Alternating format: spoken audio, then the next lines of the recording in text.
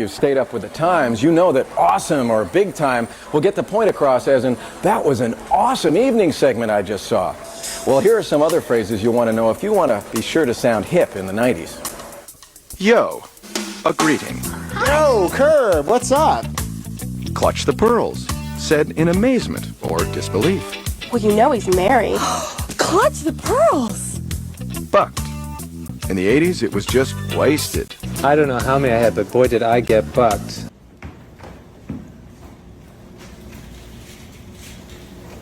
We are a cultural nation without political and military power.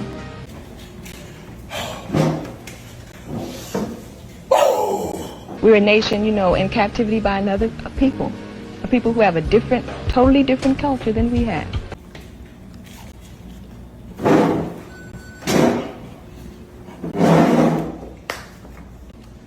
And today we want to offer to you the most beautiful gift we've ever offered to our Sparrows Club members. Look at this beautiful Sparrows Club. 2 sparrows standing over a nest singing. Sharpie!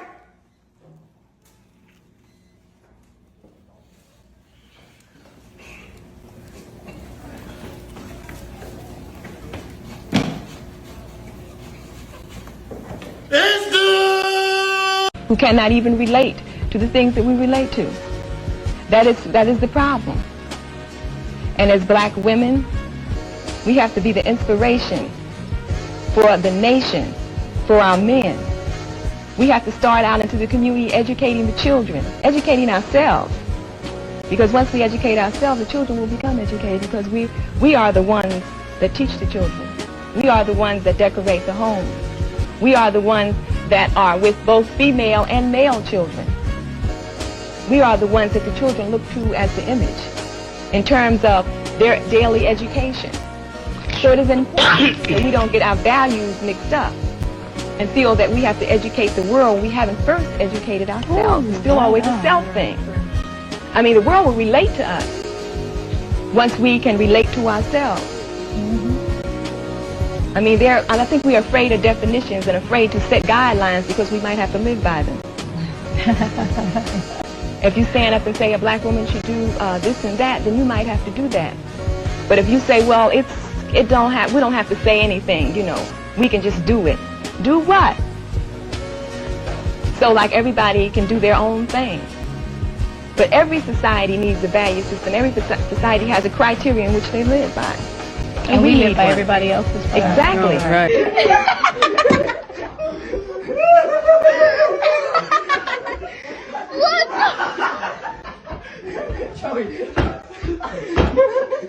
DJ! Give him some more! Give him some milk! No, bro. You gotta refrigerate. Hey, stop that shit, bro. Here you go.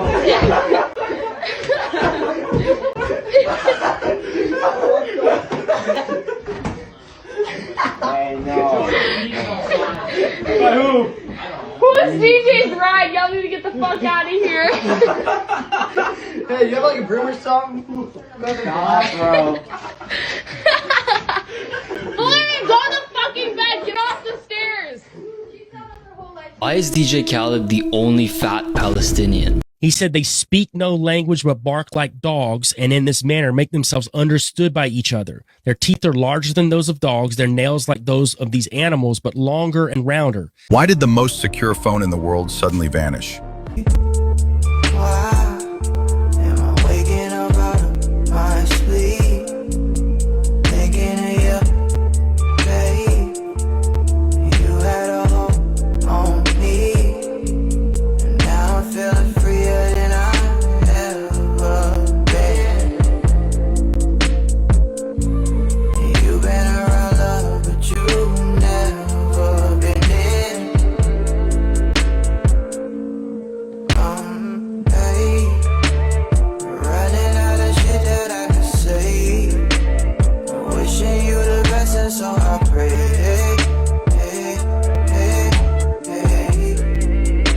Time-lapse cameras were used in a standard first-grade classroom, and several hyperactive children may be noted, especially the boy in the immediate foreground.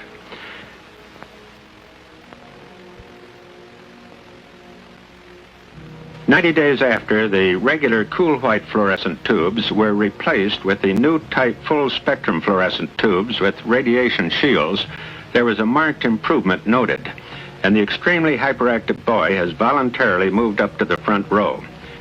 He raises his hand for recognition and is now up at the blackboard taking part in classroom activities.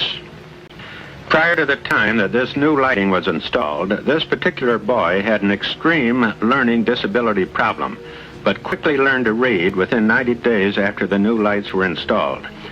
There was further noted a general average improvement in both the behavior and academic achievement of the entire class. There are, however, other factors that must also be considered. The implications of the biological effects of light and radiation, as observed through time-lapse photography, are obvious.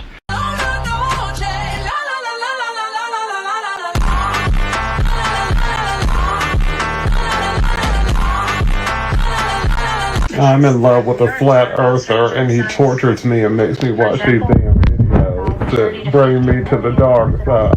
The dark side. The globe is the fallacy, the great lie to separate you from God in your real power. It all starts with, once you recognize they lie to us about the most basic, well-believed, crazy fairy tale, then you just say, what else are they lying about? And as you start peeling it back, you find out it's absolutely everything. Religion, our history, math, finance, education. But why you guilt trip me into watching that damn video? I'm trying to educate you so you wake up from the lie.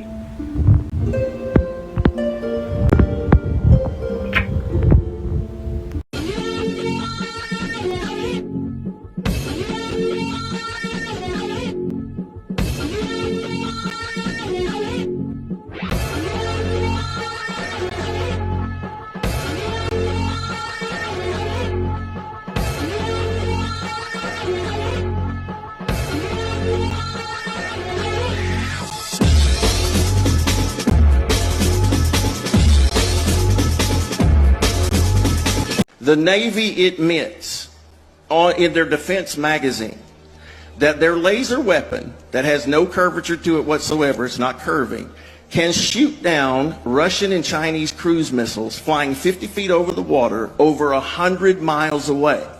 Now let me explain to you what 100 miles is, because you didn't know a minute ago what curvature is supposed to be there at 100 miles. I'll tell you. If the Earth is a sphere 24,901 miles in circumference, the 8 inches per mile squared on average means that in 100 miles there should be 6,666 feet of curvature. That's well over a mile of curve.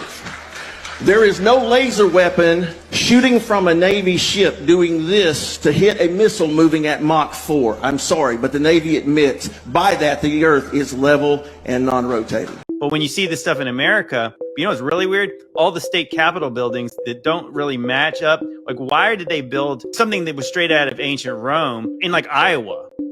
You know, like in Nebraska. 2,500 people live in a town somewhere, and they build a post office that has 700 rooms and is like an ancient castle. It's the same like with the Mormon temple, where they said they went out to Utah, you know, with horse and buggy and nobody else out there, and they supposedly built this wonder of the world castle with no rails and no dump trucks and no cranes, and it goes down 40 to 60 feet underground with more building. And even think about like the 1 year timelines. A lot of these buildings are 1 year wonders, where they created this very elaborate stone building in 1 year. But then you think about some of these places that have 1 year timelines, and then they work in like Syracuse, you know, Albany, Syracuse, New York, these crazy places like that. Explain to me how much work they're getting done in the dead of winter, when the roads would have been horrible. Then you add snow on it, and then the logistics make no sense. Even think, like I said, go back to World War II.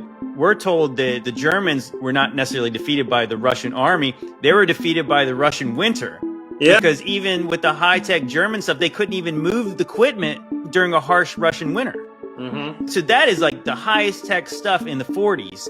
And then you're talking about these things were built with horses and buggies in the 1840s.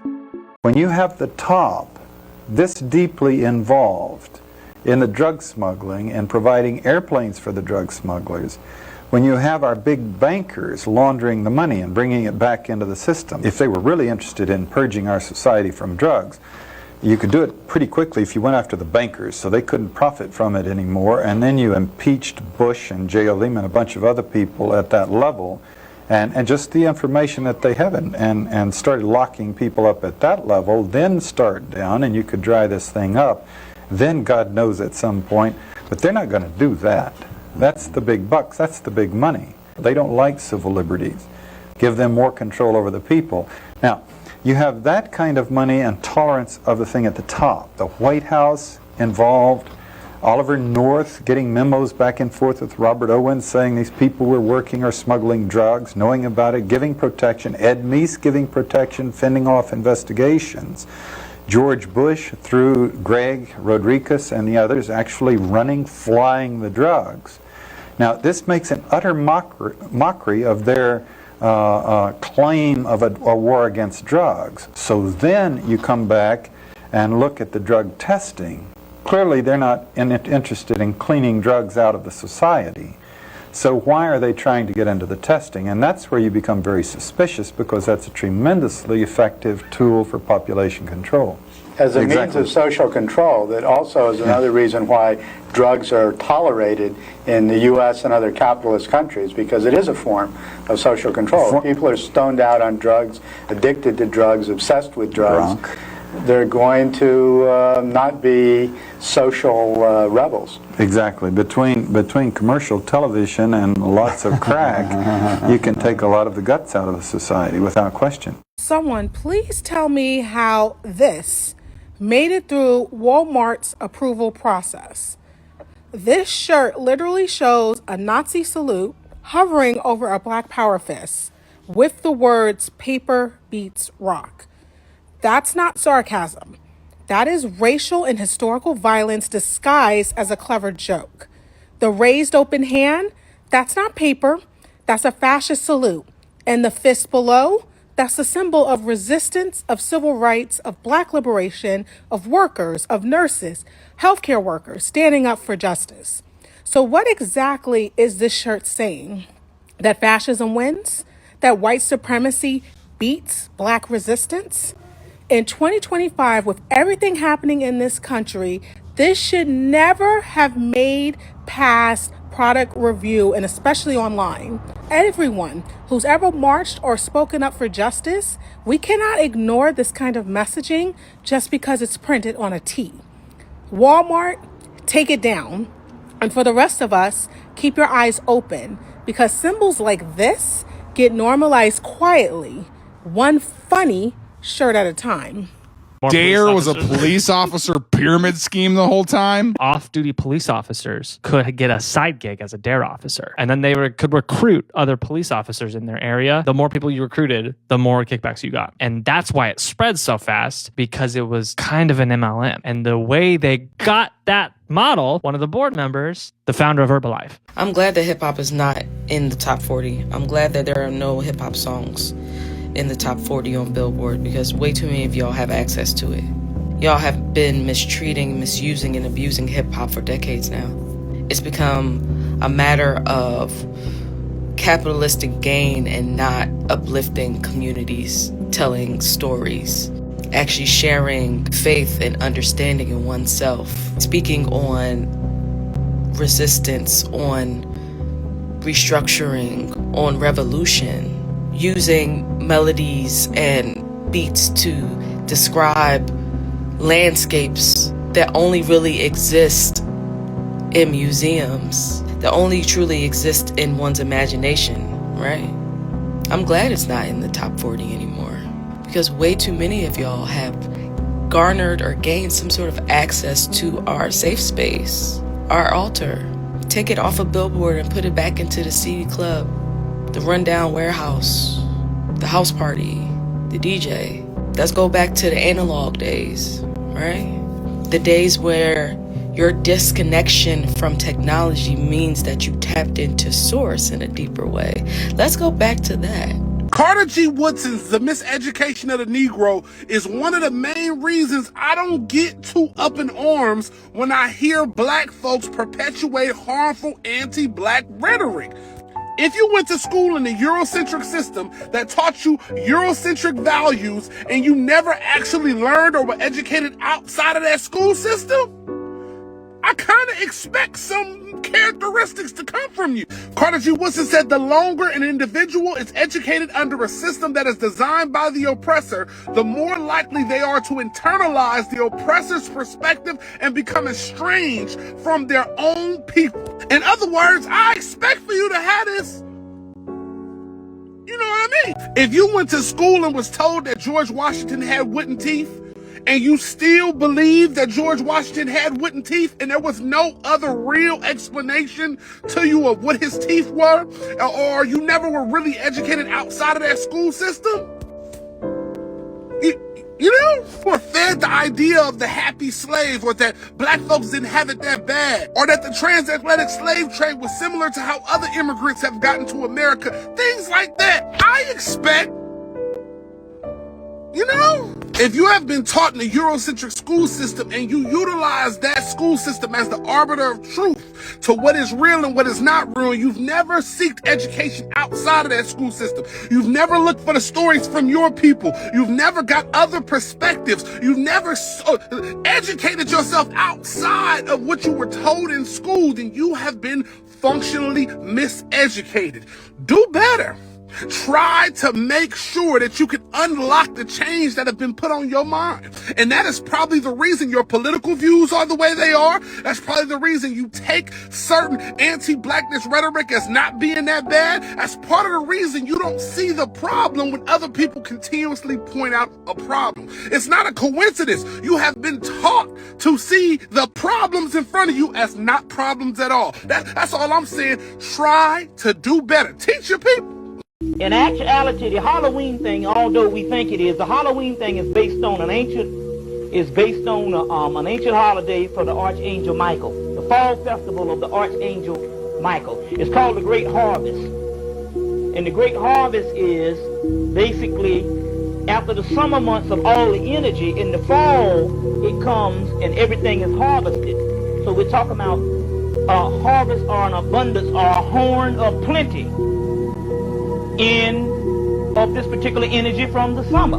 This is where you get Thanksgiving and these particular things, because remember now, the people who set up America and set up European society was the secret societies who were taught by the Moors. So they just fused in metaphysical days of energy that they knew of, that they practiced secretly. They just named it holidays for the masses of the people who didn't know what time it was. So Christmas would be the winter solstice energy, Thanksgiving and Thanksgiving, 4th of July, Halloween, all of that is all a form of the fall festivals of Archangel Michael. Archangel Michael, as you know, is Egyptian Heru, Horus. It moves through the whole book. He is the producer of the cosmic drama. So the Archangel Michael would be the book that the angel in the book of Revelation is talking about. Christ and Michael is the same thing, and it's not talking about it's also talking about different stages of your development. Now, it says the sequence of the seasons of nature offers each autumn a wonderful introduction in the quality and the mood of the Archangel.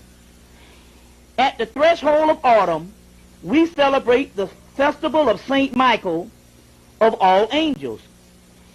It is a revealing moment. September is filled with the afterglow of summer.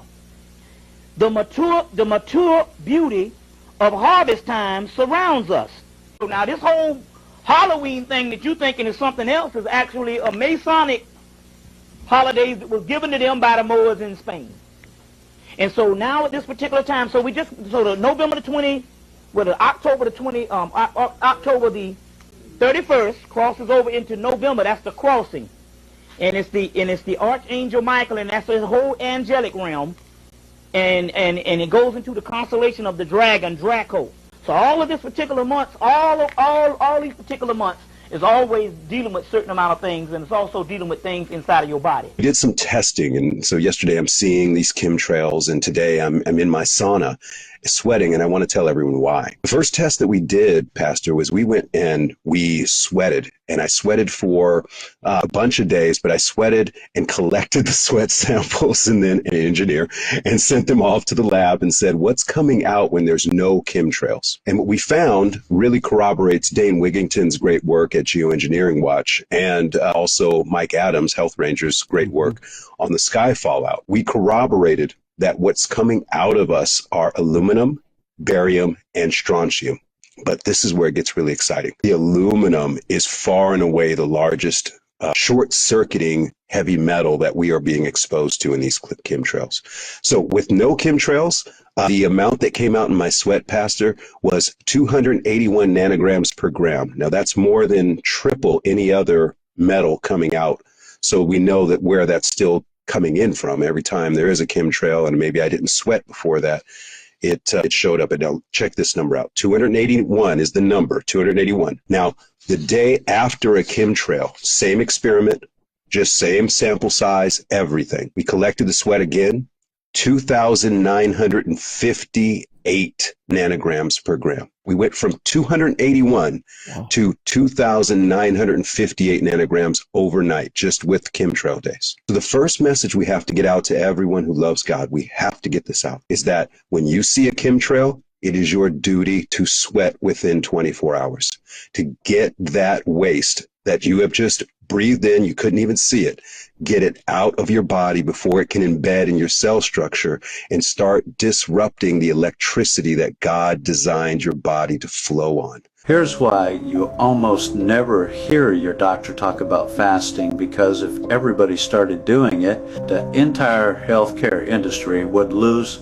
billions. There's no profit in doing nothing. Dietitians, nutritionists, doctors would all go out of business. Think about it. Fasting doesn't need a powder, a pill, or a prescription. It is literally subtraction, not eating for a certain period of time, and yet it is one of the most powerful metabolic resets known to science. When you fast, insulin levels will drop. Your body switches into fat burning and cellular cleanup. Autophagy kicks in your body, literally starts recycling damaged cells. It is like your body hit that reset button that no supplement can do for you. Truth is, fasting heals because it gives your body space to do what it was designed to do. God built your body to repair itself, but the modern world keeps us eating spiking glucose and insulin, silencing the natural repair system. There is no money in teaching people how to heal themselves. That is exactly why you need to do this, because the most powerful therapy you will ever use is the one that costs you nothing. It's called fasting. So now blood pressure medicine is being recalled, y'all. Something millions of people take every single day, because it got chemicals in it that cause cancer, y'all. That's why a lot of people know this shit right here just slowly kills you. It can make one thing a little better, but it's gonna make 10 other things worse. The crazy thing to me is, I know this shit probably been like this for the longest time. Why are they just coming out saying something? They be playing with people's lives and calling that shit healthcare. Are certain people that to attain certain stature or certain level of influence or power, fame, whatever, you're required to either sacrifice a blood sacrifice, whether it be a mom or a relative or whatever, or transition one of your kids, because it's all worshiping their God, their false God. So what are the signs that you see that make you think that that's true? Well, how many, what do you mean? Just go Google your stars and see how many of them lost a parent or how many of them lost a kid. Died in accidents or died during a certain period of time in their life. Go Google, go see how many stars have transgender kids. Who do you think's pushing that? Where do you think that comes from? Satanism is a religion for the elite. It is a religion for leaders. It's a religion for competent people. It's not a religion for anyone who wants to be a Satanist. We're helping those who help themselves, as it says.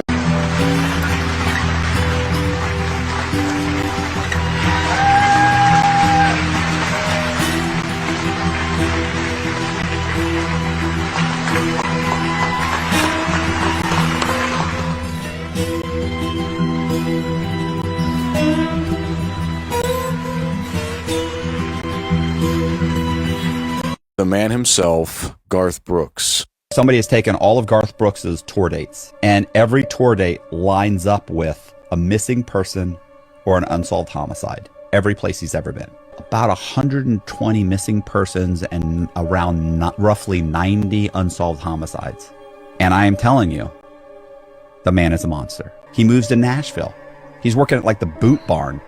It's like 3 people that go missing that were in the vicinity of the Boot Barn where he was working while he was trying to be a country music star, right? He ends up getting a record deal. The album comes out. They put him on tour on like state concerts for all the state fairs. He's traveling around the country, missing person here, unsolved homicide here. Like, I don't know where he was staying. I'm assuming he's sleeping on the bus, which is probably right in the fairgrounds. So 2 miles away or 4 miles away, some girl ends up disappearing. This goes on and on throughout the years. And here's another thing that's interesting. Garth built this huge house. Like John Wayne Gacy, people are saying that Garth is burying these bodies underneath the house, and that's why they can't be found. But here's what's more interesting. When Garth got his first check, roughly $500,000, he goes and buys 20 or 30 acres of raw land in Goodlettsville. This is just outside of Nashville. Guess what spikes shortly after that purchase? Missing persons reports. Missing persons reports. Around that area?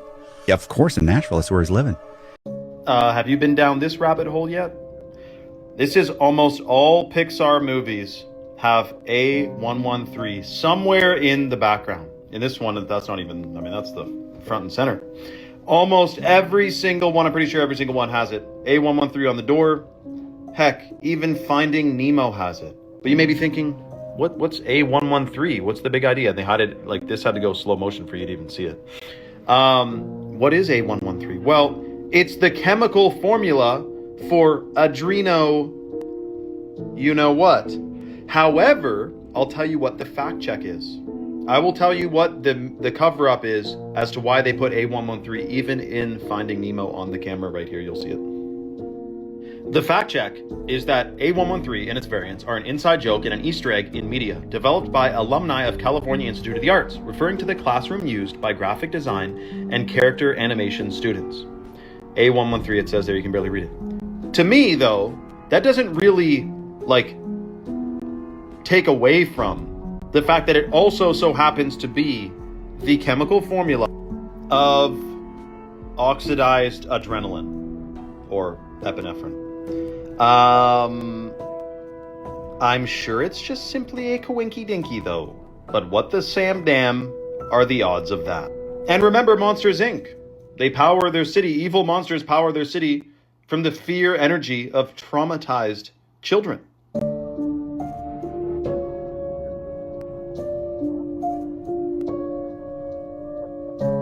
Why should we pick Bob Saget, who raped and killed a girl in 1990? Well, first of all, it's not true. It's not true that Bob Saget raped and killed a girl in 1990.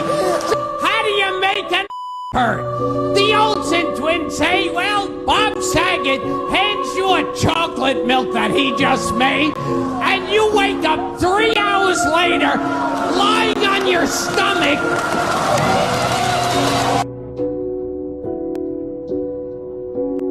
Hi, this is Gilbert Gottfried. Hey, Jeffrey Epstein.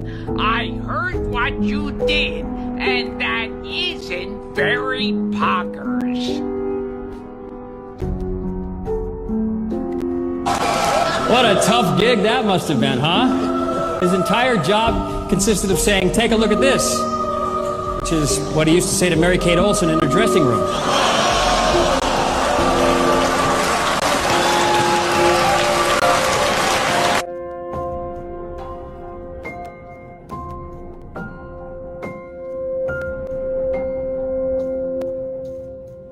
I love him like a perverted uncle who pays for lunch and then follows me into the men's room. Al should have been called Blackjack because you hit on the Olsens when they were 8. You didn't stop till they were 21. Is it true that you used to give Mary Kate acting lessons? He'd tell her, act like this never happened.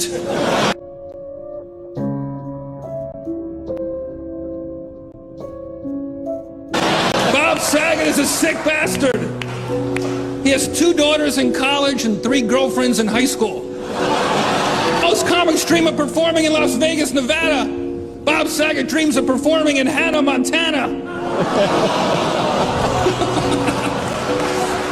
Bob has done a lot for this country. For 8 seasons, half an hour a week, Full House kept pedophiles off the street. In fact, 3 of them were on the show. I'm glad I got out of sitcoms before you killed them. You didn't just kill sitcoms, you raped them and left them for dead in a ditch. How did Muhammad Khalid work with Justin Bieber, Rihanna, Nicki Minaj, Lil Wayne, Drake, Future, Jay-Z, Beyonce, even though he can't sing, play instruments, or write? In 2008, he signed to Def Jams, created by Rick Rubin and Russell Simmons. Russell Simmons flew to Israel on a personal invitation from the president Shimon Peres. He was also a patron for the Muslim-Jewish Alliance and worked with the Foundation for Equal Understanding. Def Jam is owned by UMG. CEO is Lucian Grain, the guy who Ye called a puppet master. UMG's chairwoman is Sherry Lansing. One of their directors is Haim Saban, who served in the IDF and runs Saban Capital Group, which owns a company that has more than 200 antennas in the occupied West Bank settlement. Another director is Mandy Ginsberg, former CEO of Match Group that owns Tinder, Hinge, Match, OkCupid, and Catholic Meat, and Dating for Black People. Their chairwoman of publishing is Jody Gerson. She's from New Jersey and a director on USC Annenberg, a group dedicated to increase diversity in entertainment. Not to be confused with Rick Gerson, also from New Jersey, who raised $300 million for Mr. Beast. UMG is owned by the Rothschilds, who own all these African plantations and their infrastructure. DJ Khaled collabed with me 0 times. Guess what everyone I mentioned has in common? Putting my life in danger by doing it. I don't feel good about this. I feel guilty as hell. This is why I'm sharing it. But there's a 3-letter agency. The letters are I, A, and C. I'm sure you can do the math on that. And I'm sure you've heard the term G-stalked or getting followed. I get paid $10,000 a month by that organization to follow people. All I have to do is follow one person a day, make sure they see me, take a video, send it in. I have a tracking app on my phone. I can see at least 100 people a day. And I get to pick who I follow. All I have to do is make sure they see me and send in the video. That's it. Just doing some creepy shit.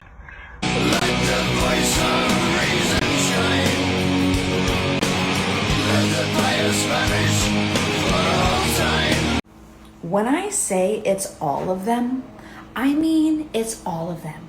We know about Big Mike, we know about Barbie Bush, we know about what's going on in France. Well, did you see what's going on in Bulgaria? Have you seen the Bulgarian princess? Wait, let's get a little closer. I can't.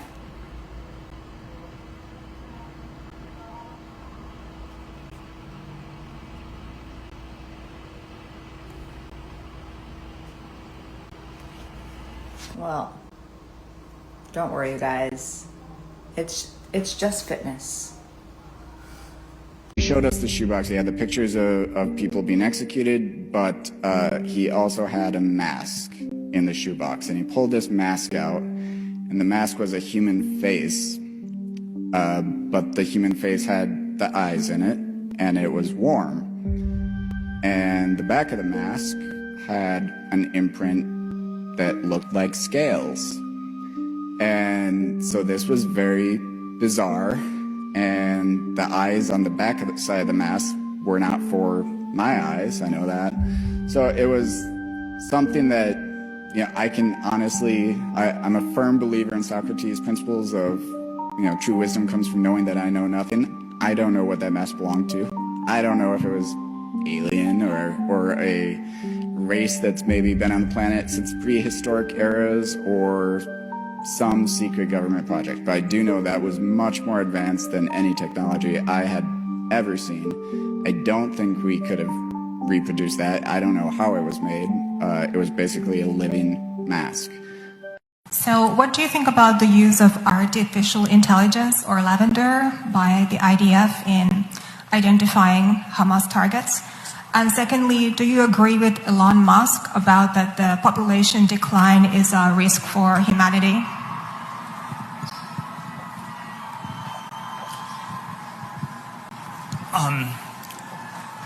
Look, I'm not,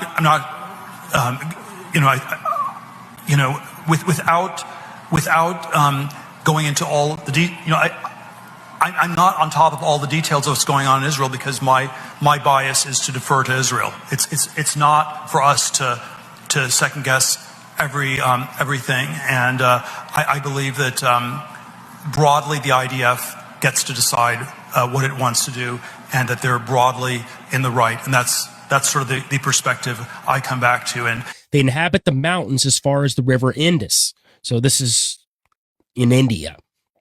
They're reported to live primarily in India and northern Africa, but we're seen in many places in between. So he's saying, not only have I seen them, but anybody I've talked to that's seen them has seen them all over the place. So they weren't in just one specific area.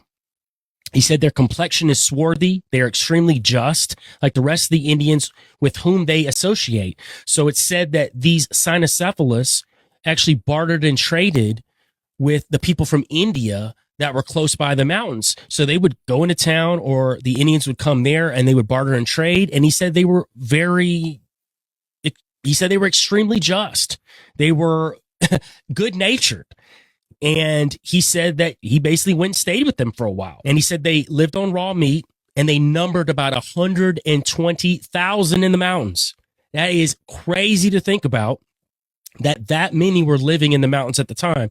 Now, you may wonder, like, well, why aren't we seeing them now? Well, as time went, and as the religious factions of the church became more militant, and we're not talking about just one specific type of church or religion, but all these different religions and churches became more militant, you will see throughout history where they would wipe out what they thought was demonic in any area they were at. We've heard about the trolls in Iceland being wiped out. We've heard about all of these other creatures that have been wiped out by the church. And you will see in text and even in stained glass depictions where they were considered demonic and were driven out or killed in large numbers. So that could be why we don't know about these 120,000 dogmen or cynocephalists that live close to India and in northern Africa. At least that's what I think could have happened throughout history. And sadly, here we go with Teasy is talking about how good-natured they were, but here is man again wiping out what they don't understand. And this also plays back into this good Nephilim theory of mine. So did you know that Elon Musk's younger brother, Kimball Musk, owns a drone entertainment company? Drone entertainment company. This company's called Nova Sky Stories, and they create massive drone light shows. You've probably seen them at events like the Super Bowl or even the Olympics. It all started after Kimball saw a magical drone show at Burning Man. He was so inspired, he bought Intel's entire drone light show division, 9,000 drones. Now, Nova Sky Stories combines tech and art to create mind-blowing aerial displays. Here's the coolest part. They work with top artists and producers to bring these stories to life, making your favorite events unforgettable. But we're talking about entertainment drones.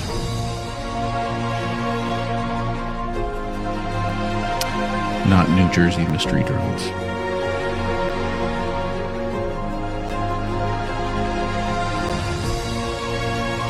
In 2011, governments were terrified of one thing: BlackBerry Messenger.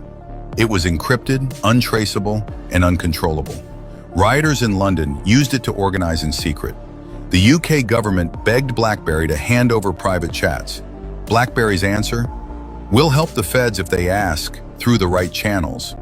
Translation? They weren't playing ball. Not like Apple, not like Google. And just like that, the shutdown began. First, the media turned on them. Then app developers ghosted them. And finally, the public was told it was outdated. But was it really about innovation or control? A phone that couldn't be tracked, monitored, or manipulated? That's not a bug. That's a threat to the very system that wants to watch your every move. So ask yourself, if BlackBerry gave us privacy they couldn't break, was that the real reason they had to bury it? Jones Beach Water Tower, Long Island, New York. 1930s during a depression. They're like, yeah, you depressed? Go to the beach. Listen to the sound of the ocean. Get some vitamin D. Swing a hammer. Hit a nail. When was the last time you hit a nail? Go play with a pulley. Have you pet a horse? How about a flying dragon? How about a half lion, half human? How about a lion? Do something. Build a building. It's a depression, Grandpa. Hey, Bill, did you hit bedrock yet? 1,000 feet down. Jones Beach Water Tower. Make it make sense. They said it goes 1,000 feet into the ground. 1,000 feet into the ground. Yeah, they built that. That's not that big. Why is that right there? Come on. What are those small windows always? Close to the public. Tell me your grandfather built this. Come on, tell me he came out of the womb swinging hammers. We're gonna fight this depression. This water tower is suspect because Robert Moses is involved. The BQE, the Cross Bronx Expressway, the parkways with the overhang being low so public buses couldn't get to Long Island to bring minorities. That's all him. During a depression? Make it make sense, Robert Moses, Jones Beach Water Tower, Long Island, New York, on a beautiful day in New York City. Make it make sense. So you got the water tower, 1,000 feet into the ground. The beach. Then you got these things. Huh, Robert Moses? What was going on back then? MacGyver, as in the TV show where the impossible is often accomplished. I can't believe you got off that speeding ticket. What a MacGyver. Norville, to secretly undermine. What? I can't believe you saw your job. You've really been Norville. Black & Decker, or a real tough assignment. You get the analogy, right? This job is a real grind. It's just a Black & Decker. Some phrases may be around forever. Well, look, I gotta run. Peace. Bye, Tom.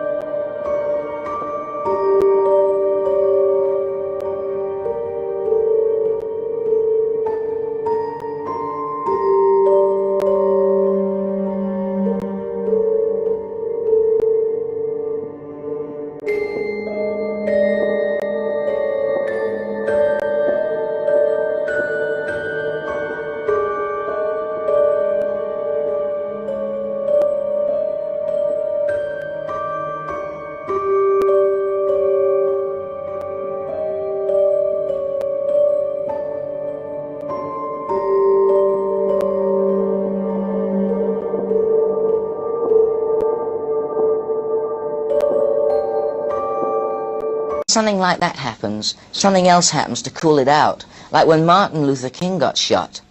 The people of America didn't know. They didn't know that the biggest raids on North Vietnam were being made that day. They bombed more, they'd laid more bombs down on that country than ever was laid down before. And you see, this, you know, they didn't hear about that in the papers because all they heard was Martin Luther King. Now somebody's behind all this. Somebody's making a lot of money out of wars and things. 1968, we shouldn't have a war. We're all civilized people. We're walking around with coats and ties and nice things and good shoes. And what do we need a war? The only reason we need a war is because somebody's making some money. I think that In 3 years from now, we're going to see Russia and America together. It's got to be. We're going to see England. They're going to start giving like they used to.